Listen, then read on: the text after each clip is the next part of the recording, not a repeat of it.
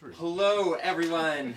I'm Stephen Vartkis, the Executive Director of the Ridgefield Historical Society, and I'd like to welcome all of you today, Saturday, November 18th, 2023, to our headquarters here at the Scott House in Ridgefield, Connecticut, for Tellebration, your part in historical Ridgefield. The Ridgefield Historical Society is dedicated to collecting, preserving all of Ridgefield's history, from the indigenous peoples who lived here 10,000 years ago all the way to the present day. We welcome your participation in our work as volunteers and members. We believe in the importance of collecting and sharing all of Ridgefield's stories and are excited for today's program. I'd now like to hand it over to longtime Ridgefield Historical Society volunteer, Dr. Darla Shaw, who is our Master of Ceremonies today. Thank you so much, and welcome to all of you. This is a very, very special time. This is the weekend right before Thanksgiving when we celebrate Tellebration, storytelling all over the world, and I'm so happy that you are here to share this with us. Now, in Tellebration, you can have a theme. We have a theme here. Anything about the history of Ridgefield. You can also have a time element. Well, we're keeping it short, 5 minutes, and I'm going to be timing people. And you can have 10 minutes. Do you know it's a lot harder to speak for 5 minutes than it is for 10? So anyway, my story, I'm going to be the first storyteller, has to do with the history of Tellebration nationally, internationally, and right here in Ridgefield. Well, back in 1988, there was a mining engineer, and his name was Papa Pinkerton. And Papa Pinkerton started Tellebration. Now, all of us that knew Papa thought he looked just like the Colonel from Kentucky Fried Chicken. He was a wonderful man. He was on assignment in South America. He got a pink slip. He lost his job. He was devastated. He was in his late 50s. He hadn't planned on retiring. He didn't play golf. He didn't hunt. He didn't fish. He didn't garden. What was he going to do with his life? No one was going to hire him at that time. He was devastated. Well, he got on the plane and said, what am I going to tell my wife and my family? He said, I'm going to have a plan. So what he did, sat in the plane, looked at the seat in front of him, and he saw that pouch. And in that pouch was that magazine, that airline magazine. And he said, I'm going to take that magazine, I'm going to open it. And whatever is on that page, story or ad, that's what I'm going to do. Very carefully opened it up and went, oh my God. I am a scientist. It was all about storytelling and the value of storytelling and how to tell stories. He said, I can't do this. And then he said, yes, I can. He took 2 weeks vacation at home to adjust, and he went on a quest. He lived in Darien at the time. He went to all of the library sessions for storytelling. He went to other towns. He took books out and he read. He started thinking about his own life. He was writing stories. He took acting classes, improv classes. He took public speaking courses. And after a year and a half, he was getting pretty good at storytelling. And he was really beginning to like it. And he was very fortunate. He lived in Connecticut, because we have the Connecticut Storytelling Group in New London, a fabulous group, and he joined them. And in 1988, he said, I have a plan. I want to start Tellebration right here in Connecticut. 6 different locations accepted this. Ridgefield was not one of it, but it has grown. Now it's in so many countries, so many states, and we're beginning to embrace storytelling again. Well, fast forward, when did it come to Ridgefield? It came to Ridgefield about 20 years ago with my friend here, Martha Bishop. Martha Bishop is from Bethel. She was a middle school teacher librarian who loved storytelling. Put an ad in the paper. Said anyone who wants to tell stories at the Ridgefield barn, theater barn, come on down. I went down. I had never told stories before. She inspired me. She showed me how to do it. And for years, we were at the theater bar. They got a new directive. End of Tellebration. But Marty never gives up. We went to Bethel. We went to the library. We've been to all different venues. So thank you, Marty, for bringing Tellebration here to Ridgefield. And this is really special this year. 3 Tellebrations in Ridgefield this weekend.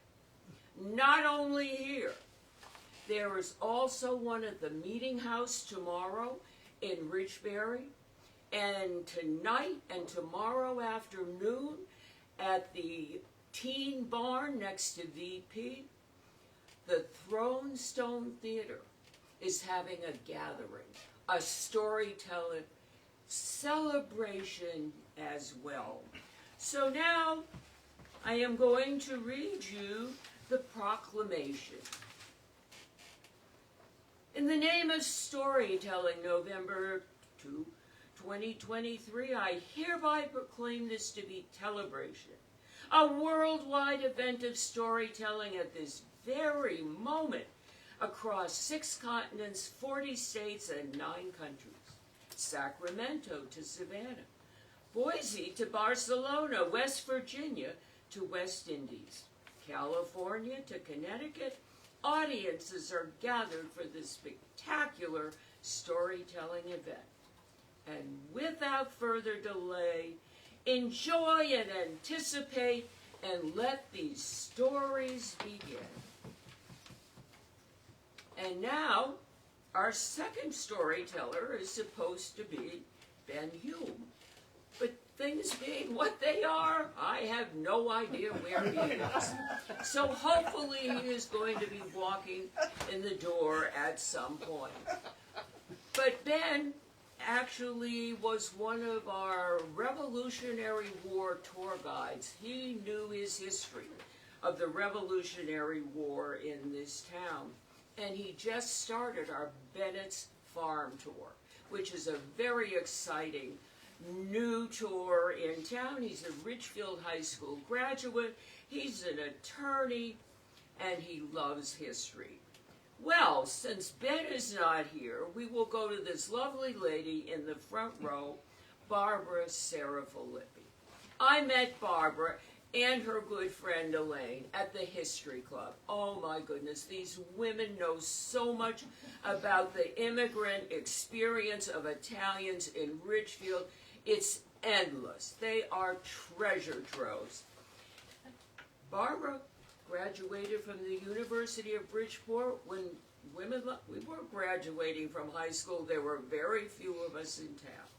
Went on to become the town clerk for 39 years. Come on up, Barbara. Let's give her a round of applause.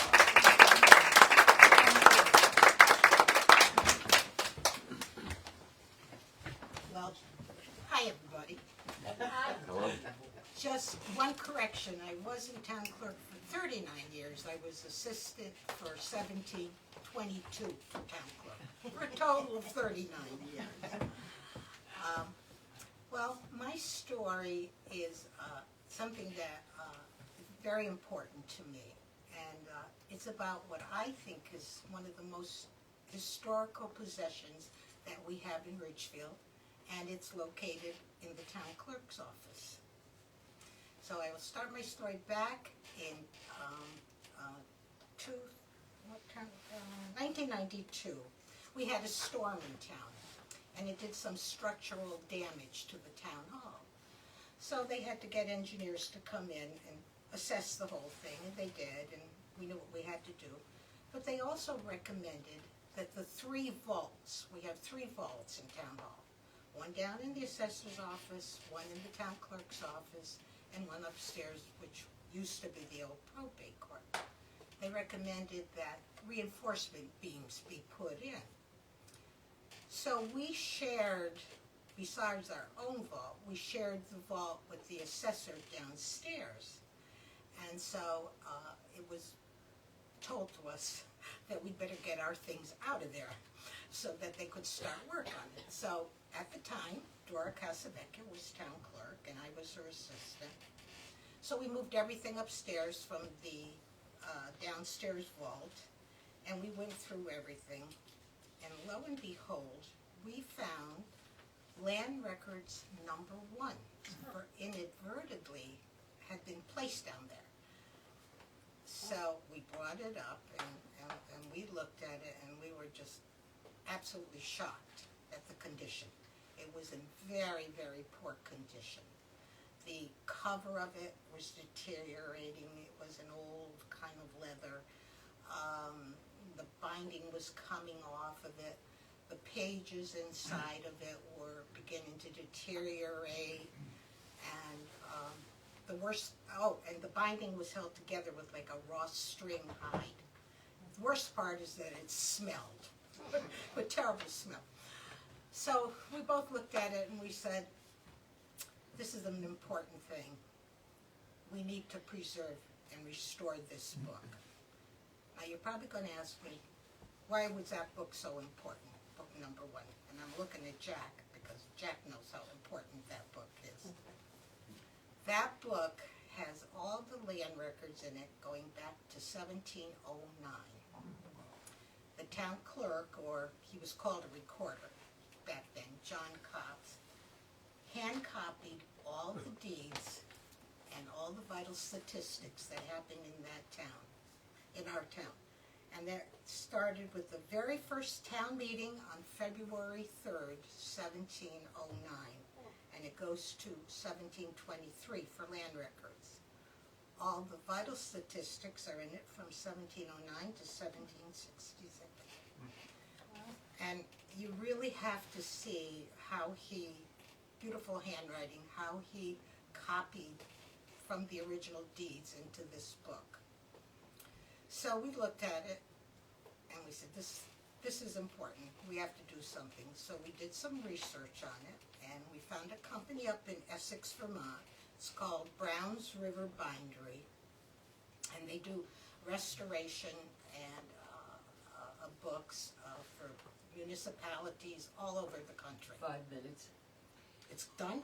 I'm done? And Okay, all right. So they did. They took it, and they, the process that they used, they dismantled the book, took the pages out, dipped them in water, because they were to de-acidify them, dipped them in water and some kind of magnesium bicarbonate, took the pages that were fraying, put Japanese tissue around them, put a new binding on it, put a brand new cover made out of a goat skin material, and came back. It took about 6 months or so. Put a bright red cover on it, which we love, and it's absolutely beautiful. And that to me is one of the most important things we did in that office. It's a very important book. Let you know it's under lock and key. Not anybody can go and look at it and touch it. We let Jack use it. He's about the only one. And that's my story. That's something that really meant a lot to me because it's a very precious, precious item.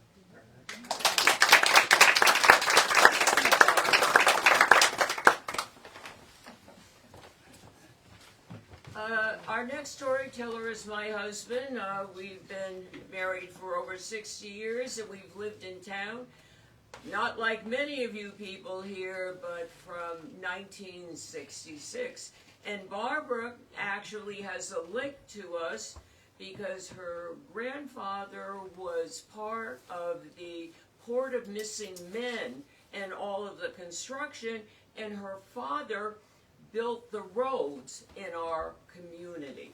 And Ben is going to be talking about our community, which was the 8 Lakes Beach community on Lake Mamanasco, and how it changed.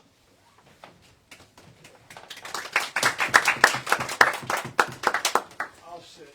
Okay, and he's having a hip operation Monday, so it's if I tap you on the shoulder, anyone, that means your 5 minutes are up. Okay. Yes, dear. So, our relationship with Ridgefield started in 1966, and our first realization is we were down in Hawthorne quickly, looked at a paper, we were ready to move. Darla saw this, it says lake property, house for sale with lake rights. So, okay, we went up and took a look at it, took a look at the beach, the lake, Mamanasco, and we said, this is the place we want to be. And it morphed into a relationship, a community relationship. And the community relationship was families. And we had about 125 families in the association. And everybody, I wouldn't say everybody, but the greater majority of the people use that beach as a socialization of families. And Darla and I, there's one other couple that we're the only couple left in that original 8 Lakes Association. However, we are so friendly with the siblings of these people. When we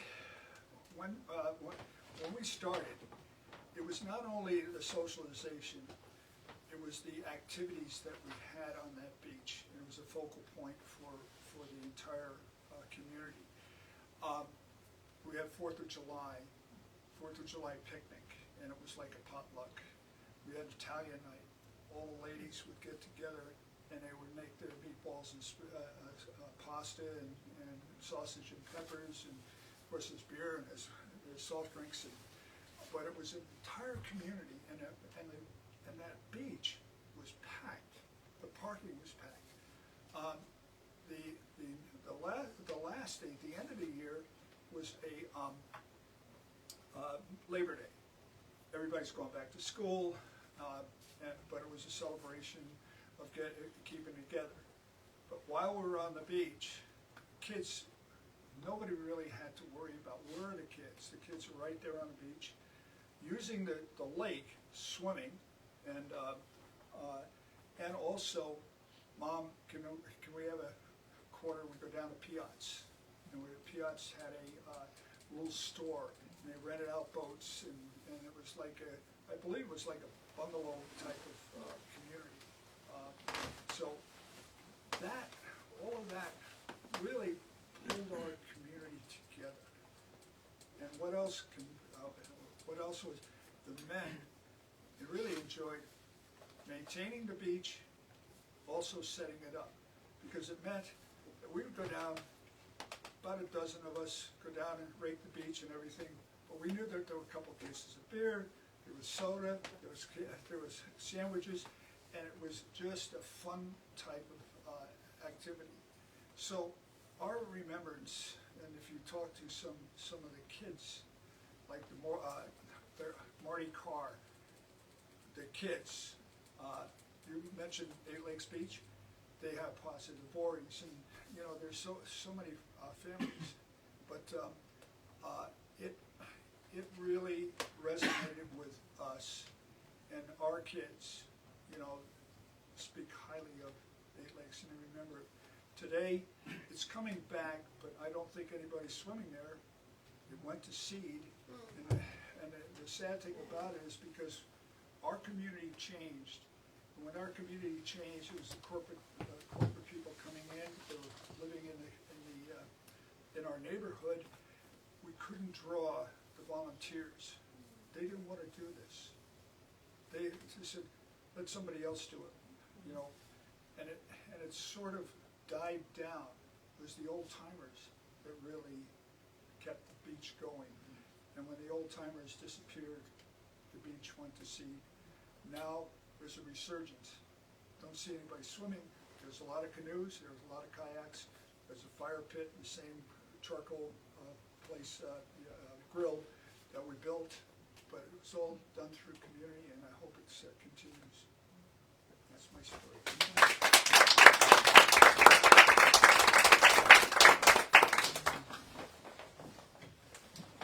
I mentioned to you that Martha Bishop was from Bethel, and I said you have to tell a Ridgefield story. So Martha was instrumental in the Founders Hall Band. We existed for quite a while. We weren't the best band in the world, but we were the oldest. And Martha was a very important part of our band. Now, Martha, I'm not ready for you yet. Okay.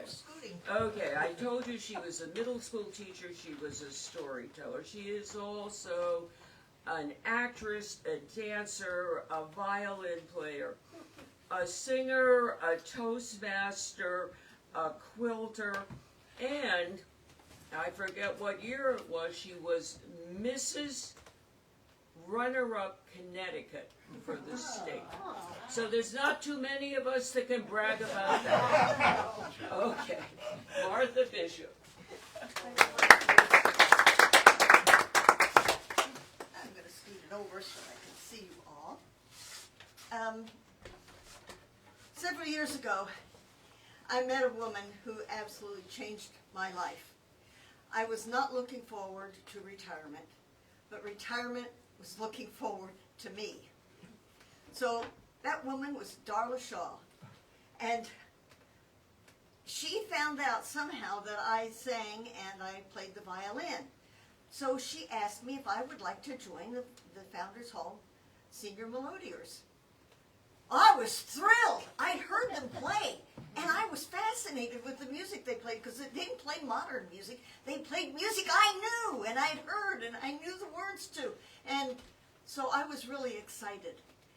I had no idea what I had just agreed to. But at any rate, a couple of years later, my husband, who's a pianist, was asked to join the band also, and they didn't need a pianist, though. They needed a drummer, so he played the conga drum for us.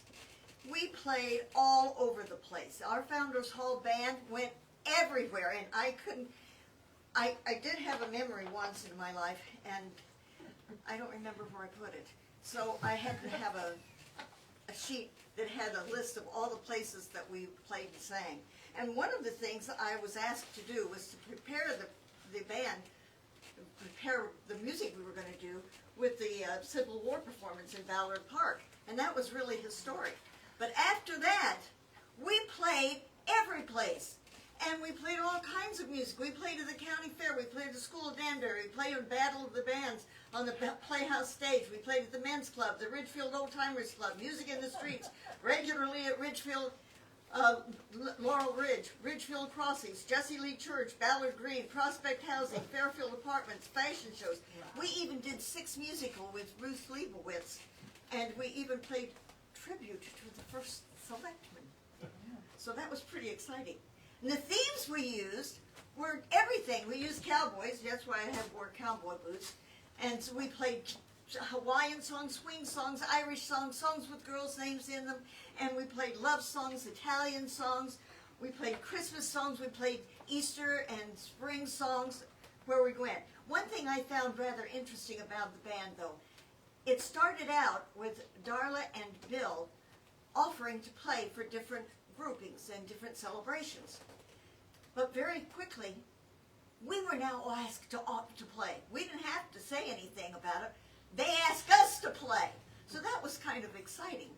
But we played in the subway in New York City. We played at Woodstock. We even played Name That Tune for Founders Hall fashion shows. We also were the grandparents' band for Ellsworth Avenue School in Danbury. We played for each other's friends at funerals and celebrations, and we played for all kinds of different reasons. And we also played for Alzheimer's fundraiser. Now, I don't even remember when we played for that, but anyway, that was what it was for. So, our best songs, though, were When the Saints Come Marching In.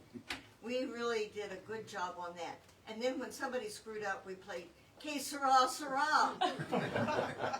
And then when somebody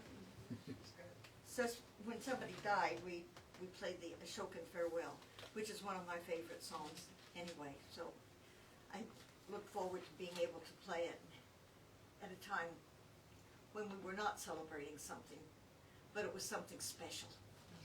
Now, we also played a lot of patriotic music. But one of the things, Darla told you that we were considered to be the oldest band in Connecticut. Now, she's not talking about the length of time that we have played. She's talking about the age of the people who played in the band. But there's one thing that I have to tell you, and this is my opinion, but we were the very best band in Connecticut! So, there it is.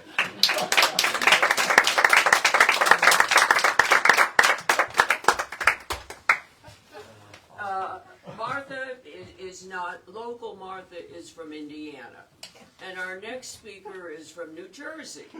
We have Dr. Joe Ellis, and he came to Ridgefield as the assistant principal at the high school, and then for many years he was our principal. And Joe likes to speak. He looked forward each year to giving the graduation speech for the class. And his real claim to fame lately is he loves to talk about Lincoln's Gettysburg Address, and he does one fine job with that. But today Joe is going to be talking about Diversity Day at Ridgefield High School. Thank you, Darla. I was principal from 1990 to 2003 when I retired. In the early years, I said to myself, why don't we have a special day for students? Maybe forget about education. Let's talk maybe things that they're interested in. So I got a committee of students together, and we would choose 10 topics, and we'd have the whole school go choose 2 topics to attend. The first year I did drugs and addiction, and I brought in professionals to talk to kids about that. The second year I did health issues for teenagers. And finally, in the third year, what I did, I came up with this idea, let's talk about minorities in Ridgefield. And there are a number of them. And, you know, we sat down with the kids and we spoke about blacks and Jews and Hindus and Muslims and Asian Indians, and it's doing all right. In the back of the room, a girl says, why don't we have the gays talk about, you know, their minority in Ridgefield? I knew I was in trouble. I mean, I couldn't turn the kid down because you can't ask the kids to help you out and then turn them down. So what I did, I said, okay, we'll invite people to talk about gays in Ridgefield. I happen to know 2 teachers at Staples High School in Westport. They ran a gay and straight alliance club. One was a female straight person and the other was a gay male. So I called them and they invited them up to speak to us. The gay male teacher had just written a book about his experiences growing up gay. Unknown to him and to me, his publicist got in touch with the Ridgefield Press and talked about he would be at Ridgefield High School. Well, naturally, the Ridgefield Press loved that, so they put it on the front page of the Ridgefield Press, gay teacher to speak at Ridgefield High School. Fortunately, I didn't hear any response about that. However, what happened one day, a man came to see me, and he said, I and a few of my friends are offended that a gay person is going to speak to kids at Ridgefield High School. And he says, I want you to cancel that part of the program. Well, I said, I can't do that. I see nothing wrong with it. So he went away angry. He went to the superintendent. Superintendent supported me on this, and then the individual went to the Board of Education, and to my amazement, they actually supported me on this. So the man comes back to me, he says, okay, we are going to picket the school on that day. And I had visions of the TV people and the print press coming in and big problems. Sometimes you make a decision and it's the right one in order to diffuse this. So I said, hey, listen, why don't I open it up to any member in the community who wishes to come to see the program? And I said, and your people are invited, and he said, fine, he'll do that. Well, no one else in the community came except the reporter from the Ridgefield Press, and I got in touch with Richard Leegee, who was the chief of police, and I said, Rich, could you send 2 plainclothes detectives to the session? I don't know what's going to happen, but just in case something bad happens, I want the police there. And he agreed to that. So we had, there were 1,500 kids in the school. They had 2 sessions of with the gay people, and 750 kids were in those 2 sessions. So half the school appeared at that session. The 2 teachers brought a gay student, an 11th grader, to the event, and he spoke to them about growing up gay. And the kids really connected with him, and they asked him a lot of questions. You know, how did you approach your parents? How did they react? How about your friends? And he answered their questions, and he said everything was fine. He said and he and his parents went to church every Sunday, had Holy Communion, and he got along very fine with his parish priest. So it went very well. The kids connected with that's in the session, and the 6 men who came walked away from the session, and I never heard from them again. So I was very happy about that. The Ridgefield Press a few days later wrote a very positive article in the press. Darla won't let me read the whole editorial, but I will read the excerpts from it. 3 cheers for Ridgefield High School's diversity program. ... School officials deserve extra credit for having the guts to tackle this controversial gay-straight issue. The program attempted to address tolerance and understanding, to help students overcome fears and prejudices and recognize gays for who they are, simply people who have as much right as anyone else to live their own lives as they see fit. And yeah, that's teaching values. Good, wholesome American values. Good for RHS and for setting aside a day to do it. As I look back on my term as principal, there are 2 things I'm very happy about and proud about. One is the football team actually won a state championship in 2002. And the first and most proud event I had for my own term in office was to see Diversity Day at Ridgefield High School. Thank you.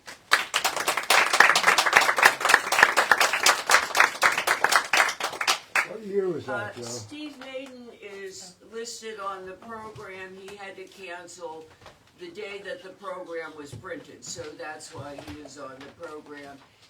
If we have Tellebration next year, and I hope he will speak on how he got started on the Great Pumpkin Way-Off, which has now become a tradition here in Ridgefield. We're going to move on to Elaine Pieriandri-Kellerman.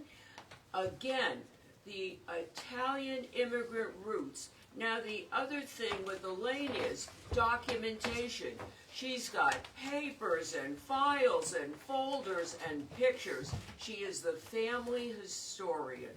She is also a great educator, has taught in 3 different countries, has extensive degrees in education, and if there's anything she loves to do, it is read. Elaine.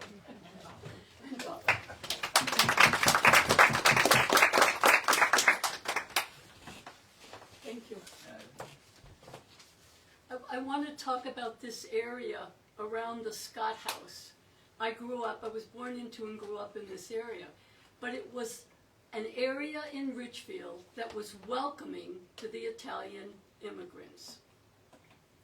The area included Bailey Avenue, Prospect Street, Grove Street, East Ridge, and Sunset Lane, which at that time was called Railroad Avenue because it ran along the railroad tracks that connected Branchville,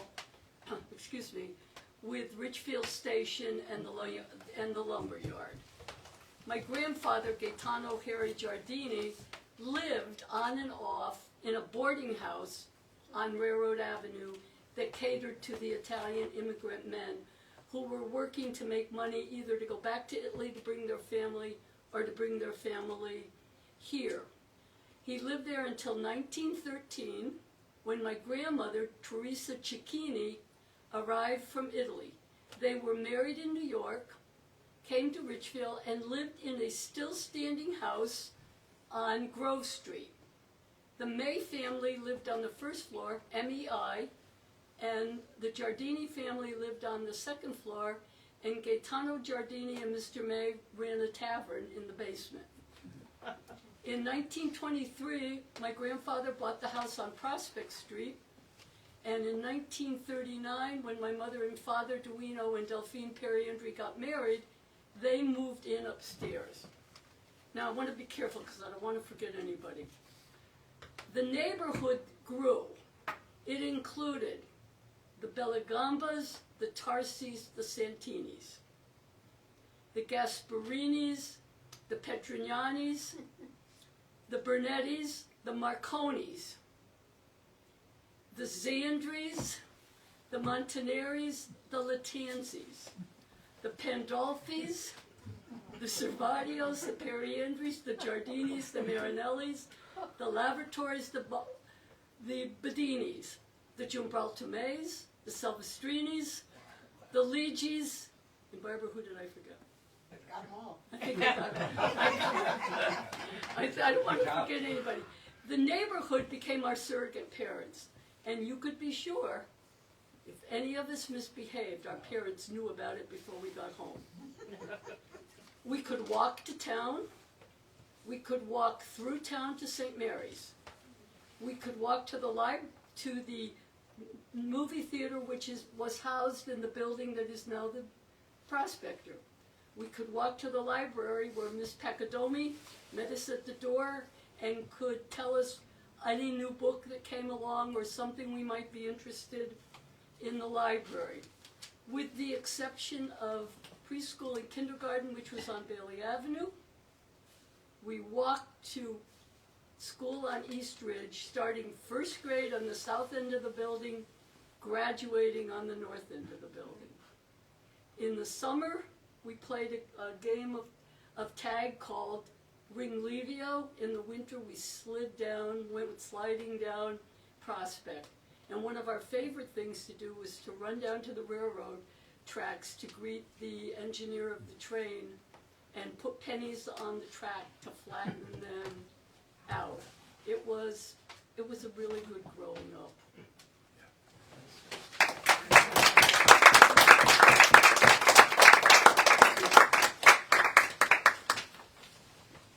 Oh my goodness, if we have an award for someone's memory and being able to go through that was amazing. Did she leave out anyone? Not that I know of. That was absolutely amazing. And I always love listening to both of you ladies and your stories of the neighborhood. They're so rich.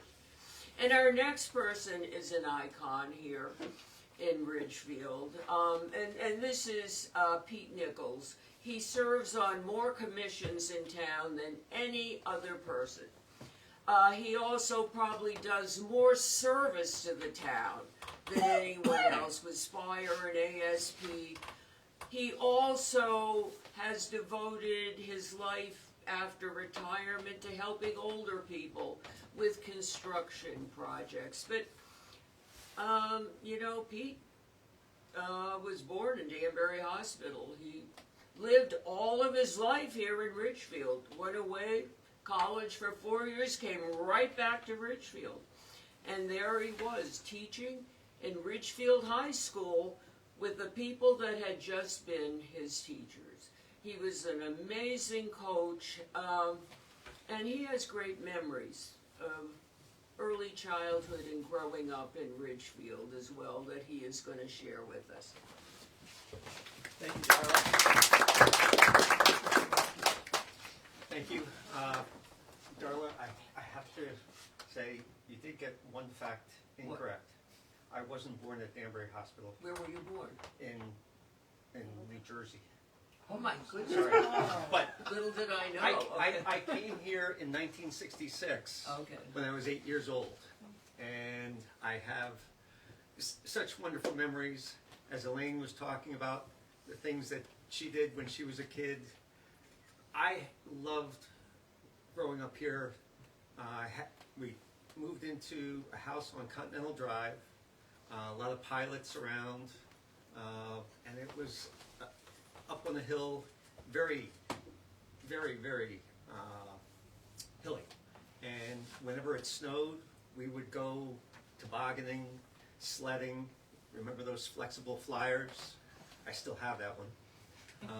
Things like that. And it's just there's so many things to think about, back in those days. We could just go for a bike ride from there into town. We'd go to Nina's, we'd go to the Texaco station, we'd go to Obedience or Brunetti's, Woolworths, go to the ice cream, they had like a soda fountain type of deal there. And it was like and squashes, yep. I don't remember, as I'm going through this, I don't remember all these things, but Woolworths, they had like a soda fountain, and it was wonderful. You could just, and as a kid, we were so free to do whatever we wanted. We'd leave in the morning, we'd go hiking, walking through the woods. If you got thirsty, if there was a stream or a creek, you just stick your hands, cup your hands, and drink the water out of this creek. We didn't think anything about Giardia or any other diseases, and I'm not even sure that was a problem in those days. And we could do what we wanted to. And our parents didn't know where we were from the time we left till evening, for the most part. Sometimes we would tell our parents. Sometimes we wouldn't. I remember going with friends and hiking through Barrack Hill, across Barrack Hill, and finding a mica mine, a quartz mine, and it's still there. There is a trail that goes around right near that, and you could hike there too if you want. And we would find, mica was like glass and really interesting little geodes. I did find one geode there, and I don't know what happened to it over the years. But it was, we hiked to Roberts Pond off of Pinpack and do that kind of thing. And we actually would play hockey on a little pond that was built in our neighborhood, and the neighbors, the kids would get together and we'd play hockey. And at one point, somebody got the idea, why don't we play against other neighborhoods? So we would call Mimosa, we would call Mamanasco, and try to organize some teams. And this is just, young kids. We were probably 12, 13 years old, and doing things like that. There were so many good things. Going to King Neptune for a special dinner for your birthday or something like that. It was wonderful. And Elaine, you were talking about the movie at now at the Prospector. It just was wonderful. So I'm sure there are things I've forgotten about, but I never want to leave Ridgefield.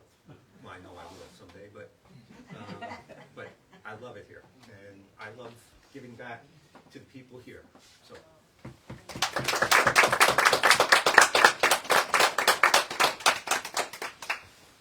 Our last formal speaker is Bob Cox, but because we are missing one of our speakers, I would like to encourage one person here to share a story who isn't on the program. So think if you would like to be that person who would be our mystery guest and share a story. I do a lot of interviewing for periodicals, and when I talk to people about living and growing up in Ridgefield and going to the high school, I say, what do you remember about the high school? And they say Bob Cox and Dirk Bollenbeck. I mean, it's universal. Dirk passed several years ago, and in fact this year he was a ghost at Keeler Tavern. But we still have the very alive, charismatic, funny, warm Bob Cox with us today. He's going to be talking about some of his students that he remembers from Ridgefield High School. I want to say first before I begin, Elaine, I'm in awe of your memory. If my memory were that good, I wouldn't have to sit down and read this instead of say it. And I want to say something because I was actually going to mention this in a story. So it's like you guys have an extraordinary. I mean, I'm new to town, but you know, you have an extraordinary resource in Peter Nichols. And I don't just mean the stuff he does, which is anything for anybody when they need it, but just the kind of person that he is. And you know, he's changed my life many times, and I would imagine he's changed yours too. And I apologize for my glasses, but my vision's going too. I always felt that my first responsibility as a teacher was to get students talking to each other, and if I could, to help them be brave in confronting the realities of their lives. I'm reasonably certain that these goals were shaped by my own childhood, mostly in Stamford, where I saw pedophile priests enabled by the Diocese of Bridgeport for decades.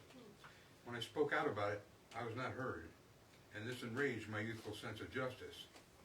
In the long run, though, it made me a better teacher and a stronger advocate for the young men and women that I encountered. When I came to teach in Ridgefield in 1973, one of my responsibilities was to help students publish a weekly newspaper. I wasn't certain that the kids could meet the short deadlines, but student editors like Tom Wolfe and Scott Knoll and Lisa Silander often worked a second school day in the afternoons and evenings to get the paper out. Their strength and teamwork and commitment to get a job worth doing done has inspired me ever since. At the Columbia Scholastic press conference that year, Scott Knoll became the first student ever to receive the national awards for both editorial and sports cartooning. Scott has been an artist for almost 4 decades, and many of his still lifes hang in the Philadelphia Museum of Art.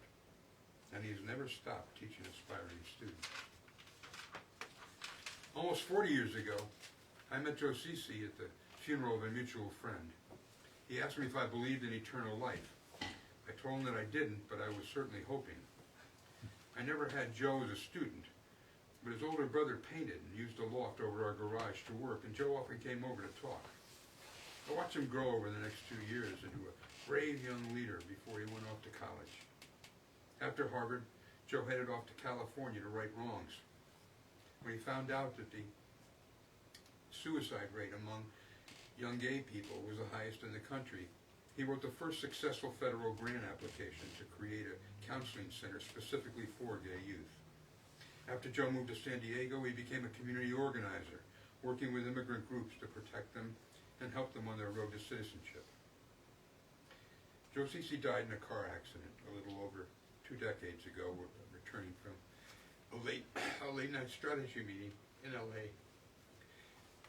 When I evoked Andre Schwartzbart at Joe's funeral, it was because Joe was the most just man I had ever known, and he still is. About 30 years ago, I found out a student named Ranji Ayagari was going to be in my AP class that year. I've been hearing about Ranji for over 2 years by then, and literally everyone who spoke of him, students and teachers alike, was in awe of his mind and character. The first week in class discussing Oedipus Rex, He controlled the pace and direction of the discussion. But then when we began discussing Antigone the next week, he literally stopped talking for 4 days. I assumed he might have gotten bogged down in his other studies, but when I asked him about it, he simply replied, "I was kind of monopolizing the conversation last week, and I figured if I shut up for a few days, it would make for better discussions in the long run." I rubbed his forehead and said, "Are you from this planet?" Needless to say, Ranji kind of taught the class for me that year. Today, Ranji is a pediatric heart surgeon in Michigan, one of the leaders in his field. The last time I spoke to him, he told me he was doing more consulting and surgery these days. Because every year, I become more aware of the preciousness of the life in my hands. The death of a colleague a couple years ago triggered my exploration of what has happened to former RHS students we knew when they were young. I've completed almost 100 such searches. The fact that so many of our once young charges are still alive and kicking and doing their best to make life a little better has been a source of consolation and hope in a time of loss and doubt. Thanks for listening. Because of you.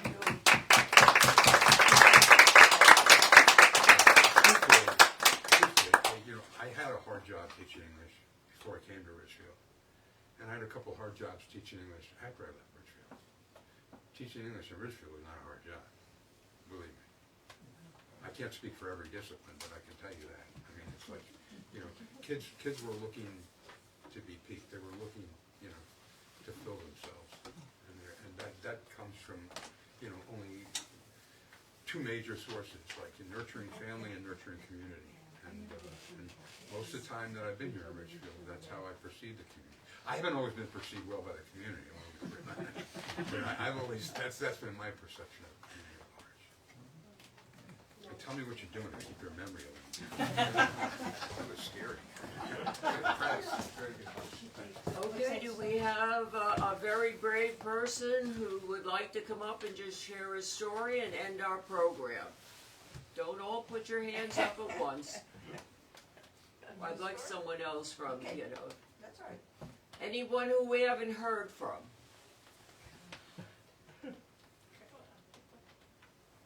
I was hoping that, it doesn't have to be a long story. It can be very, very short.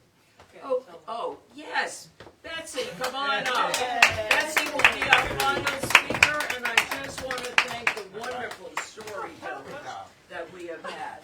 I haven't told her that. Okay, this is a very, very short story, but it's one that I remember very fondly from my youth.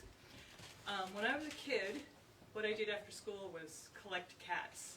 I loved cats, and Ridgefield was a town full of feral cats. So I would be in Woolworth's parking lot under cars trying to get these cats out, or I would be climbing trees, and I would always bring them home, and my mom would be like, "Oh my God, not another cat. I've got 10 kids, 11 kids. I don't need any more cats." But I just had this thing about cats. So one day I was in Ballard Park, and I was probably about 10 years old. And we lived right across the street, so we spent a lot of time there. And I heard this meowing in the stone wall, in a hole in the stone wall. That's along Gilbert Street, that big wall. And I got down on my hands and knees. I could just see this little kitten in there, but I couldn't reach it. So I'm like, oh my God, what am I going to do? So I went home like, Mom, there's a cat in the wall. We've got to get it out of there, and will you help me? She's like, no.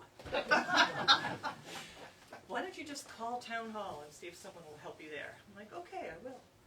So I called town hall, and I said, could you help me get this cat out of the wall? And they said, we'll send someone down. So I'm waiting at the entrance to the park, and who comes down but this extremely tall man in a suit? And it was Leo Carroll, my first life. And he said, all right, young lady, where's the cat? So I said, it's over here. So this guy got down on his hands and knees. He's a big man. And he put his hand in there, and he got the cat out, and he gave it to me. And I was just so happy. And I'll never forget that moment. So.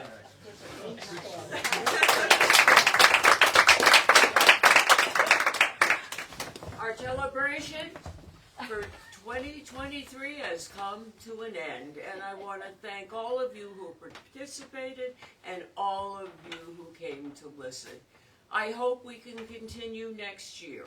I would love to see more people tell stories. I know everybody in this room has a story that they could share, and that's what we want. Storytelling is fun and rich, and it's just an amazing form of communication we do not use enough of. Thank you.